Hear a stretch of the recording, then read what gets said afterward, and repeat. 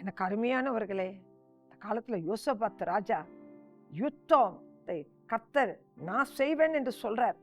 ஆனாலும் அவர் என்ன தெரியுமா செய்யறாரு? அந்த படைகளுக்கு முன்பாக முதலாவதாக அந்த கின்னாரம் வாசிக்கிறவர்கள், மியூசிக் வாசிக்கிறவர்களை முன்னாடி வைத்து தேவனை மயப்படுத்திட்டே போறாங்களாம்.